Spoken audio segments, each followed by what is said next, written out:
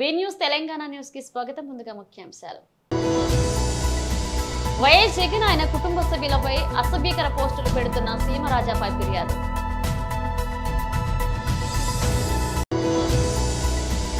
BJP రాష్ట్ర కార్యాలయంలో BJP వ్యవస్థాపక దినోత్సవ సందర్భంగా జి కిషన్ రెడ్డి బీజేపీ జెండా ఎగరవేశారు. నా ఆలోచనలన్నీ ప్రజలు బంగారు భవిష్యత్తు కోసమే సీఎం నారా చంద్రబాబు నాయుడు.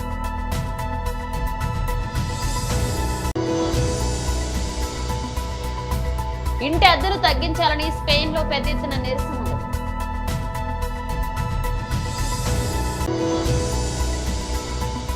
ఏపీ ప్రభుత్వ పాఠశాల విద్యార్థులకు కోడింగ్ పాఠాలు.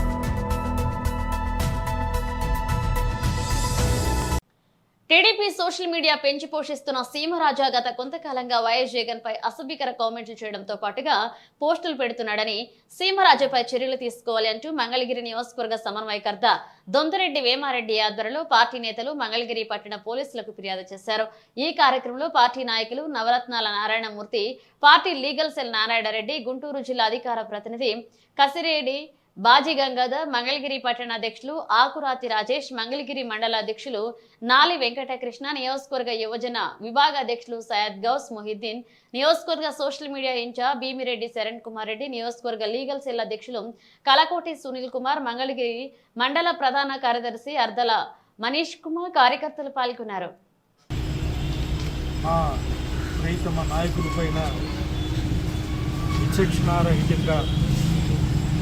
పోస్టులు పెడుతున్న ఈ సీమరాజు అనే వ్యక్తి మీద మేము ఇవాళ మంగళగిరి టౌన్ పోలీస్ స్టేషన్లో మేము కేసు పెట్టడం జరిగింది. అది సిఐ గారు స్వీకరించడం కూడా జరిగింది. ఎందుకంటే ఈ పోస్టులు పెట్టడం అనేది మరీ వెర్రి తరలు వేస్తుంది. అది సామాజికంగా ఇది ఎటు వెళ్తుంది, ఇది ఎంతమంది జీవితాలతో ఆడుకునే విధంగా ఈ పోస్టులు పెడుతున్నారు వీళ్ళందరూ. ఇటువంటి సంఘ విద్రోహ శక్తుల మీద తప్పనిసరిగా యాక్షన్ తీసుకోవాల్సిన అవసరం ఉంది. తీసుకుంటామని పోలీసు వ్యవస్థ కూడా చెప్పింది. తప్పనిసరిగా తీసుకోవాలి. కేసు ఫైల్ అయిన తర్వాత మా యంత్రాంగం కూడా, మా లాయర్లు కూడా, మాకు సంబంధించిన మా లాయర్లు కూడా దీని మీద క్షుణ్ణంగా ఈ ఇష్యూ మీద ఫైట్ చేయడానికి మేము సిద్ధంగా ఉన్నాం. ఇలాంటి రూపు మాపాలని, ఇలాంటివి జరగకుండా ఉండాలని అందరికీ విన్నవించుకుంటున్నాం. సీమరాజా అని ఒక యూట్యూబ్ ఛానల్ పెట్టుకొని మాజీ ముఖ్యమంత్రి వర్యులు జగన్మోహన్ రెడ్డి గారి మీద అత్యంత నీచంగా, మా పార్టీ అనుమతి లేకుండా మా పార్టీ కొండవ వేసుకొని, మా పార్టీ పదవి ఏది కూడా మా పార్టీ నుంచి ఇవ్వకపోయినప్పటికీ కూడా ఆ పదవి పేరు చెప్తూ మా పార్టీ యొక్క సిద్ధాంతానికి వ్యతిరేకంగా మాట్లాడుతూ అత్యంత నీచంగా, జుగుప్సాకరంగా మా పార్టీకి వ్యతిరేకంగా, మా లీడర్లకు వ్యతిరేకంగా, మా నాయకుడికి వ్యతిరేకంగా మాట్లాడుతున్న సీమరాజా మీద ఇవాళ కంప్లైంట్ ఇవ్వడం జరిగింది. రామారెడ్డి గారు ఆధ్వర్యంలో ఇక్కడ మంగళగిరి కోఆర్డినేటరు ఆధ్వర్యంలో ఈ మంగళగిరి టౌన్ పోలీస్ స్టేషన్లో ఈ కంప్లైంట్ ఇవ్వడం జరిగింది. తాడేపల్లిలో కూడా 9 కంప్లైంట్లు ఇచ్చాం. 9 కంప్లైంట్లకి మేము పోరాటం చేసిన తర్వాత, అనేక మార్లు రిక్వెస్ట్ చేసిన తర్వాత చివరికి మేము న్యాయ పోరాటానికి పోతాం, ప్రైవేట్ కేసు చేస్తాం, మాకు న్యాయం జరగాలి, చట్ట ప్రకారం వ్యవహరించండి, మీరు ఎవరో ప్రోద్బలంతో మీరు ఈ కేసులు కట్టకుండా ఆపే కార్యక్రమం చేస్తే మేము న్యాయస్థానం పోతామని చెప్పిన తర్వాత కేసులు కట్టడం జరిగింది. చివరికి మొన్న ఈరోజు మళ్ళీ అది సీమరాజా చూస్తే అత్యంత దారుణంగా, అప్రజాస్వామికంగా, జుగుప్సాకరంగా, నీచంగా మరి ఇట్లాంటి పోస్టులు పెట్టి మా నాయకుడిని అవమానిస్తే ఎంతవరకు సబబు అని నేను అడుగుతా ఉన్నా. మీకో న్యాయం, మాకో న్యాయమా? మేము అధికారంలో ఉన్నప్పుడు అనేక రకాల కేసులు సోషల్ మీడియా కార్యకర్తల మీద మీరు పెట్టినప్పుడు మేము స్వీకరించాం, మా ప్రభుత్వం స్వీకరించింది, పోలీస్ యంత్రాంగం స్వీకరించింది, చట్టబద్ధంగా వ్యవహరించాం. వాళ్ళ శిక్షలు కూడా కొంతమంది పడ్డాయి. మరి మీరు ఎందుకు ఇది చేయటం లేదు అని ప్రశ్నించడానికి వచ్చాం. మేము ఆ కంప్లైంట్ ఇవ్వడం జరిగింది సిఐ గారికి. మరి వేమారెడ్డి గారు కూడా మాట్లాడడం జరిగింది. వాళ్ళు కేసు కడతామని చెప్పేసి హామీ ఇవ్వడం జరిగింది. కేసు కట్టడమే కాదు, వాళ్ళని పట్టుకొని విచారణ చేసి కఠినంగా వ్యవహరించి వాళ్ళని శిక్షించాల్సిందిగా మేము కోరాం. కేసులు గట్టిగా అనేక సెక్షన్లు ఏవైతే వర్తిస్తాయో అవన్నీ పెట్టి మరి వాళ్ళని శిక్షించాల్సిందిగా కోరాం. శిక్షించకపోతే న్యాయ పోరాటం చేస్తాం. మేము దానికి సిద్ధంగా ఉన్నాం. బీజేపీ రాష్ట్ర కార్యాలయంలో బీజేపీ వ్యవస్థాపక దినోత్సవం సందర్భంగా జి కిషన్ రెడ్డి బీజేపీ జెండాను ఎగరవేశారు. మళ్ళీ ఈ యొక్క పార్టీ యొక్క పతాకాన్ని కార్యాలయంలో చేయడమే కాకుండా దేశవ్యాప్తంగా కూడా ఈరోజు ప్రతి కార్యకర్త తన ఇంటి మీద పార్టీ జెండా ఎగరవేసి బూత్ కమిటీ సభ్యులతో సమావేశాలు నిర్వహించి 3వ పర్యాయం నరేంద్ర మోడీ గారు అధికారులకు వచ్చిన తర్వాత వారు తీసుకుంటున్నటువంటి మరి సాహసపేత నిర్ణయాలు, సానుకూల నిర్ణయాలు. స్వర్గీయ అటల్ బిహారీ వాజ్పేయి గారు పార్టీ వ్యవస్థాపక అధ్యక్షులుగా ఏ లక్ష్యాలతోనైతే ఏ ఉద్దేశాలతోనైతే పార్టీ స్థాపింపబడ్డదో క్రమేణా ఈ 11 సంవత్సరాల కాలంలో మోదీ గారి నేతృత్వంలో ఆ యొక్క సిద్ధాంతాలకు లక్ష్యాలకు లోబడి మనం ఏదైతే 370 ఆర్టికల్ రద్దు కావాలని గోడల మీద వార్తలు రాసేవాళ్ళమో ఆ యొక్క కళ సాకారమైంది.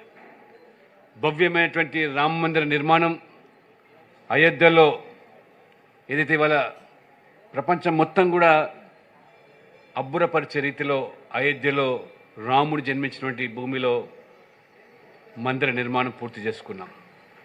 3వసారి నరేంద్ర మోడీ గారు గెలిచిన తర్వాత స్వతహాగా మెజారిటీ సంపాదించలేకపోయారు.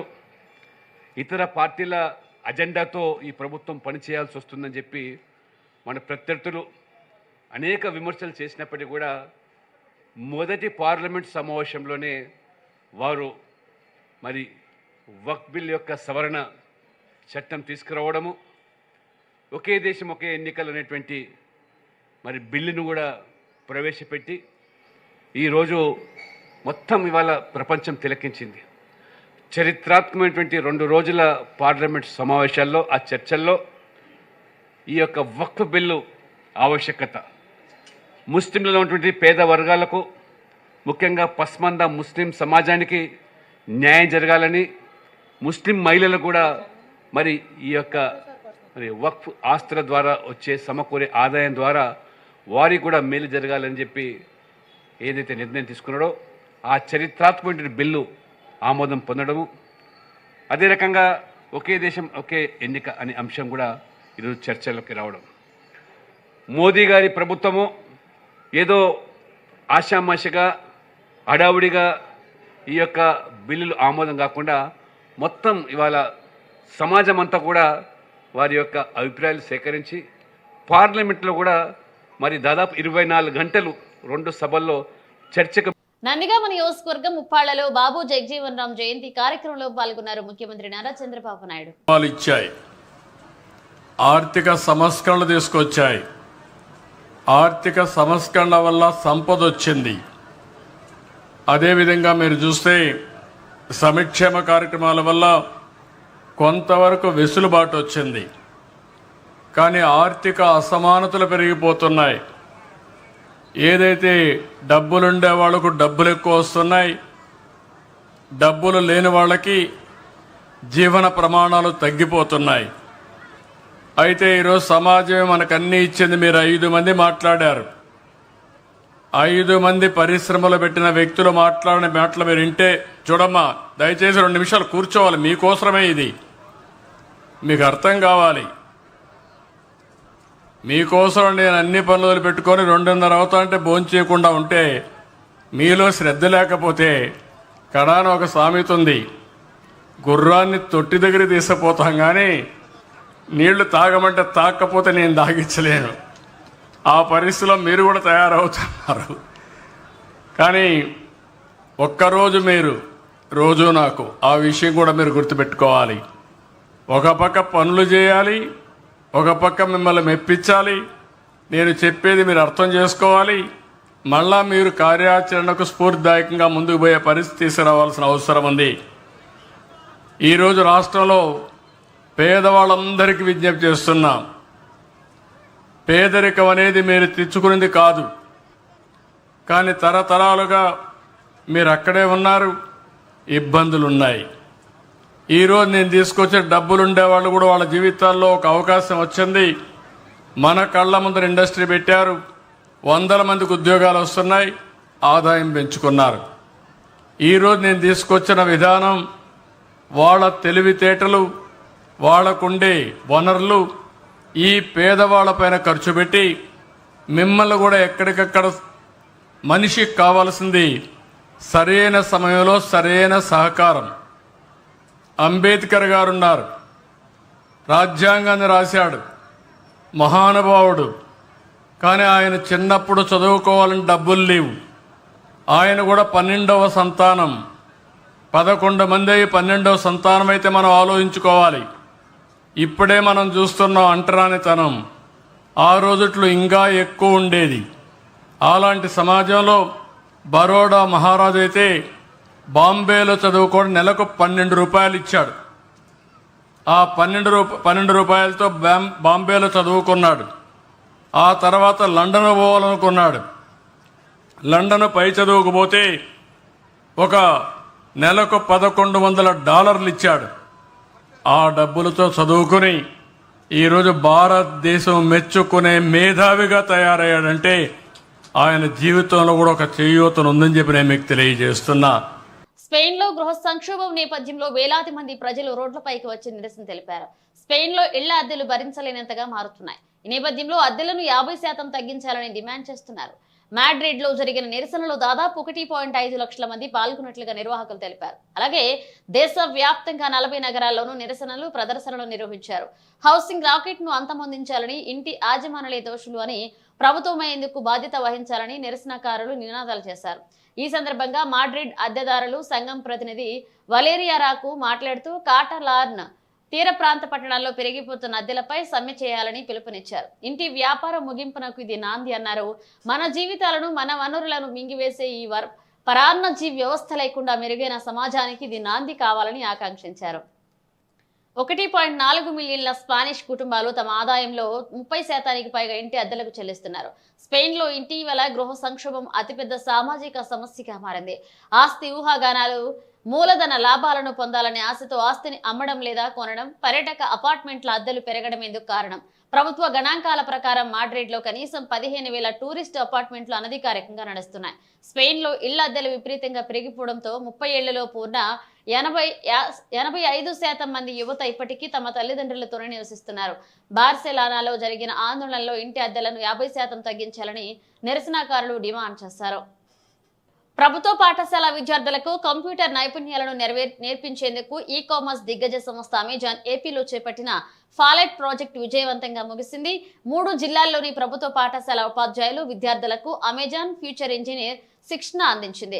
గతేడాది దేశవ్యాప్తంగా 8 రాష్ట్రాల్లో శిక్షణ కార్యక్రమం నిర్వహించగా ఆంధ్రప్రదేశ్లో విశాఖపట్నం, విజయనగరం, శ్రీకాకుళం జిల్లాలలో ఫాలెట్ ప్రాజెక్ట్ చేపట్టింది. ఈ మేరకు సమగ్ర శిక్ష, లీడర్షిప్ ఫర్ ఈక్విటీ, క్వాస్ట్ అలయన్స్ అనే స్వచ్ఛంద సంస్థలతో అవగాహన ఒప్పందం కుదుర్చుకుంది. ఈ 3 జిల్లాల్లో 248 మందికి పైగా ఉపాధ్యాయులు, 7,381 మంది విద్యార్థులకు కోడింగ్, ఆర్టిఫిషియల్ ఇంటెలిజెన్స్ కోర్సులను ఆన్లైన్, ఆఫ్లైన్ పద్ధతుల్లో నేర్పించింది. ఈ శిక్షణలో ప్రతిభ కనబరిచిన విద్యార్థులు, ఉపాధ్యాయులను గుర్తించి విశాఖపట్నంలో హ్యాకథాన్ నిర్వహించారు. విజేతలకు ల్యాప్టాప్, ట్యాబ్లు, టీవీలను బహుమతులుగా ఇచ్చి ప్రోత్సహించారు. కాగా రాబోయే 3 సంవత్సరాల్లో రాష్ట్ర వ్యాప్తంగా 5,000 మంది ఉపాధ్యాయులకు, 50,000 మంది విద్యార్థులకు ఏఐ కోడింగ్ నైపుణ్యాలను నేర్పించాలనే లక్ష్యంతో ప్రణాళికలు రూపొందిస్తున్నామని ఈఎఫ్ రాష్ట్ర సమన్వయకర్త మాధవిలత తెలిపారు. ఇందుకూరుపేట మండలం పరిధిలోని మైపాడు గ్రామం బీసీ కాలనీలో అభివృద్ధి కార్యక్రమంలో భాగంగా సిమెంట్ రోడ్ నిర్మాణం జరుగుతుండగా కొంతమంది అసత్య ప్రచారాలతో మైపాడు అభివృద్ధి సిమెంట్ రోడ్ నిర్మాణాలను ఆపే విధంగా దుష్ప్రచారం చేస్తున్నారని స్థానికంగా ఉన్న మహిళలు నిరసన చేశారు. గ్రామస్తుల వివరాల మేరకు బీసీ కాలనీలో సుమారు 30 అడుగుల వెడల్పుతో సిమెంట్ రోడ్ నిర్మాణం చేస్తుండగా కొంతమంది అడ్డంకులు సృష్టించి అభివృద్ధిని అడ్డుకునే విధంగా పనిచేస్తున్నారని మహిళలు తమ ఆవేదన వ్యక్తం చేశారు. గతంలో ఎన్నడూ లేని విధంగా మైపాడులో సిమెంట్ రోడ్లు మరియు ఇతర అభివృద్ధి కార్యక్రమాలు జరుగుతున్నాయని, అదేవిధంగా మైపాడు నుంచి నెల్లూరు రోడ్డు 48 కోట్ల ప్రాజెక్టుతో జరుగుతున్న రోడ్ల పనులకు బీసీ కాలనీకి ఎటువంటి సంబంధం లేదు అని, అసత్య ఆరోపణలను మానుకోవాలని, ఎన్నడూ లేని విధంగా కూటమి ప్రభుత్వంలో అభివృద్ధి జరుగుతుంటే అసత్య ఆరోపణలను తీవ్రంగా స్థానిక ఎంపీటీసీ సుబ్రహ్మణ్యం ఖండించారు. ఈ కార్యక్రమంలో పార్టీలకు అతీతంగా చిన్న పెద్ద తేడా లేకుండా స్వచ్ఛందంగా మా గ్రామాభివృద్ధి పనులకు సహకారం అందిస్తామని తెలిపారు. రోడ్డుకి ఆ రోడ్డుకి సంబంధం లేదు, అయినా కానీ వాళ్ళు ఏం అనుకుని చేస్తున్నారో మనకే తెలీదు. కావాలని ఆపి చేశారు, చిన్న విషయానికి పెద్దది చేశారు. ఇప్పుడు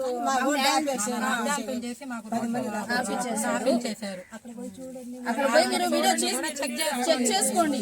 ఎంపీటీసీ గారు వచ్చి అలా ఆ వాటర్ ని వేస్ట్ వాటర్ అన్ని క్లియర్ చేసేసారు. వాళ్ళకి ఏం ప్రాబ్లం లేదు, అయినా కానీ వాళ్ళు చిన్న విషయానికి పెద్ద చేస్తున్నారు. ఇప్పుడు రోడ్డు కూడా ఆపిచ్చేసారు. అది అసలు మీడియాకి చెప్పిన అవసరం కూడా లేదు ఆ విషయం, అయినా కానీ పెద్ద చేసేసారు ఆ విషయం. ఈ విషయం ఇబ్బంది అవడం వల్ల రోడ్డు ఆపేశారా? ఈ విధంగా వార్తలు రావడం అవును, వాళ్ళు ధర్నా చేశారు కదా, చెప్పారంట కదా వాళ్ళు. నీళ్లు చాలా సంవత్సరాలు నీళ్లు ఆగుతున్నాయి. అప్పుడు చెప్పలేదు, ఇప్పుడు ఎందుకు చెప్తున్నారు? ఇది ఆ మైపాడు మెయిన్ రోడ్డుకి ఈ రోడ్డుకి ఏమన్నా సంబంధం ఉందా? సంబంధమే లేదు. ఆ రోడ్డుకి కానీ ఈ రోడ్డుకి కానీ మా బీసీ కాలనీ రోడ్డుకి కానీ ఆ రోడ్డుకి కానీ సంబంధమే లేదు అసలు. ఆ వాటర్ కానీ ఈ వాటర్ సంబంధమే లేదు. ఇప్పుడేం కొత్తగా వచ్చే వాటర్ కాదు కదా, ఎప్పటి నుంచో వస్తా ఉన్నాయి, దాంట్లో నడుస్తా ఉన్నారు. మాకు కూడా కాలువలు ఇప్పుడు వేస్తున్నారు, మా కాలువలు. ఇప్పుడేం వాళ్ళు ప్రత్యేకంగా నీళ్ళు నడవట్లేదు కదా. అప్పుడు రాంది ఇప్పుడు ఎందుకు వచ్చింది విషయం వాళ్ళకి? ఇప్పుడు చాపాల్సినంత పని 10 మంది దాకా వచ్చేది. ఇప్పుడు దేవుడి దేవుల రోడ్లు వస్తున్నాయి, కాలువలు వస్తున్నాయి. చిన్న విషయానికి పెద్ద చేస్తున్నారు. దేనికి అసలు ఏం అనుకొని చేస్తున్నారు? కాలువలు కూడా కడతామని చెప్తున్నారు.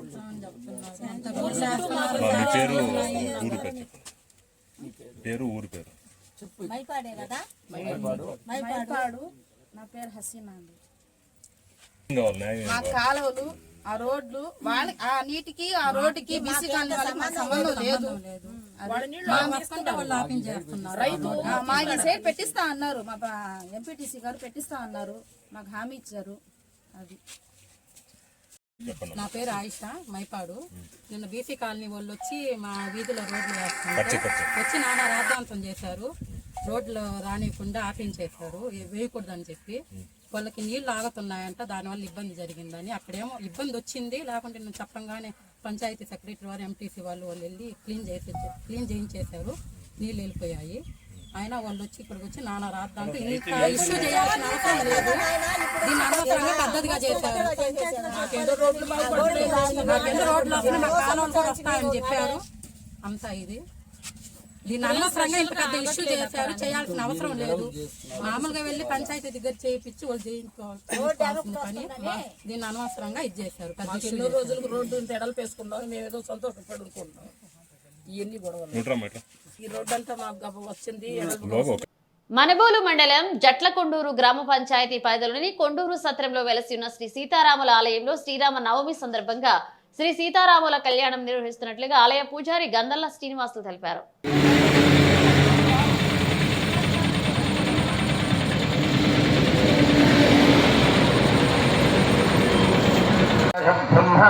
బ్రహ్మణేశ్వర ఆనుష్యన్వన్నో దివిశ్వేద సాధనం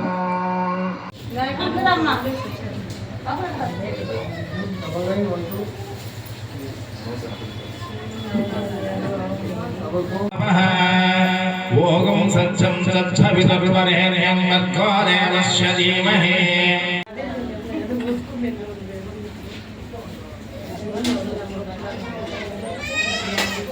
నేను ఇప్పుడు రాలేదు ఇంకా. చెప్తా. ఎవరి స్పీచ్ మీరే తీయాల్సింది, రండి. దేవీ కాయత్రిఛంద ప్రాణ వినియోగః. ఓం భూః నారాయణాయ నమస్తేషాం కుత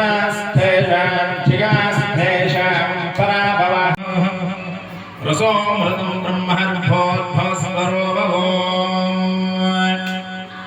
శ్రీ మహాగణపతి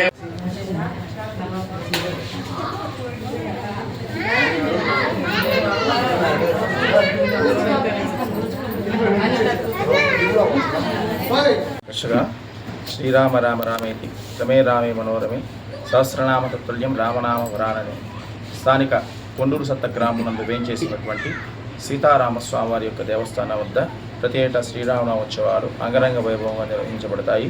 అందులో భాగంగా ఈరోజు మహాగణపతి హోమం, మహాసుదర్శన హోమం, విశేషణ పూజా కార్యక్రమాలు నిర్వహించడం జరుగుతుంది. కలశాభిషేకం తదుపరి స్వామివారికి పంచామృతాలతో అభిషేక కార్యక్రమం, శ్రీరామనవమి రోజున ఉదయాన స్వామివారికి సుప్రభాత సేవ, విష్ణు సహస్రనామ పారాయణం, అదేవిధంగా సహస్రనామార్చన కార్యక్రమాలు, సాయంత్రం 7 గంటలకి స్వామివారి యొక్క కళ్యాణం, అదేవిధంగా కళ్యాణ అనంతరం భారీ అన్నదాన కార్యక్రమం నిర్వహించబడును. కావున 50 మంది భక్తులందరూ కూడా సీతారామస్వామి వారి యొక్క కళ్యాణంలో పాల్గొని స్వామి అమ్మవారిని దర్శించి తీర్థప్రసాదాలు స్వీకరించి సీతారామస్వామి వారి కృపకు ప్రతి ఒక్కరూ పాత్రలు కావాల్సిందిగా కోరుకుంటున్నాను. ప్రముఖ సినీ నటి తమన్నా భాటియా సినీ పరిస్థితులు అడుగుపెట్టి 20 ఏళ్లు పూర్తయింది. 2005లో ఛాన్సా రోషన్ చెహరా చిత్రంలో ఆమె నటిగా తెరంగేట్రం చేశారు. తన 20 ఏళ్ల కెరీర్లో వివిధ భాషల్లో నటించి ప్రేక్షకుల అభిమానాన్ని చూరగొన్నారు. తాజాగా ఆమె ప్రధాన పాత్రలో నటించిన ఓదెలా 2 చిత్రం విడుదలకు సిద్ధంగా ఉన్న నేపథ్యంలో ఓ ఛానల్కి ఇచ్చిన ఇంటర్వ్యూలో ఆమె తన సినీ ప్రయాణానికి సంబంధించిన పలు ఆసక్తికర విషయాలను పంచుకున్నారు. తాను 10వ తరగతి చదువుతున్నప్పుడే చిత్ర పరిశ్రమలోకి వచ్చానని, నటనను కేవలం వృత్తిగా కాకుండా ఇష్టంగా ఆనందంగా చేశారన్నారు ఆమె. ఇక నిజ జీవితంలో తాను కళాశాల విద్యను అభ్యసించలేకపోయినప్పటికీ సినిమాల్లో మాత్రం విద్యార్థినిగా నటించానన్నారు ఆమె. ఇక పరిశ్రమలో 20 ఏళ్లు పూర్తి చేసుకోవడం పట్ల ఆమె సంతోషం వ్యక్తం చేశారు. కెరీర్ ప్రారంభించినప్పుడు ఇన్నేళ్లు కొనసాగుతానని అనుకోలేదన్నారు. ఈ సందర్భంగా తన 21వ పుట్టినరోజు జరిగిన ఒక సంఘటనను ఆమె గుర్తు చేసుకున్నారు. ఆ రోజు షూటింగ్ నుండి విరామం తీసుకుని ఇంటిలో ఉండగా ఒక తమిళ పత్రికలో తనను నెంబర్ 1 నటిగా పేర్కొంటూ ఒక ప్రత్యేక కథనం వచ్చిందని, అది చదివి తాను కన్నీళ్లు పెట్టుకున్నానని అన్నారు ఆమె. ఇక ఈ స్థాయికి త్వరగా చేరుకుంటానని తాను ఎప్పుడూ అనుకోలేదు. ఇక నెంబర్ 1 స్థానానికి చేరుకున్న తర్వాత ఆ స్థానంలో కొనసాగడం అంత సులువు కాదు అని ఆమె అభిప్రాయపడ్డారు. బులెటిన్ ముగించే ముందు హెడ్లైన్స్ మరోసారి. వైఎస్ జగన్ ఆయన కుటుంబ సభ్యులపై అసభ్యకర పోస్టులు పెడుతున్న సీమరాజాపై ఫిర్యాదు.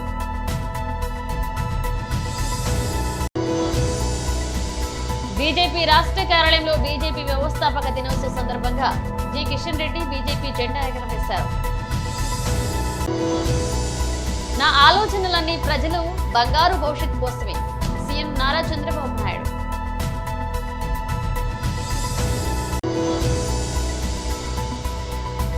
ఇంటి అద్దెలు తగ్గించాలని స్పెయిన్ లో పెద్ద ఎత్తున నిరసనలు.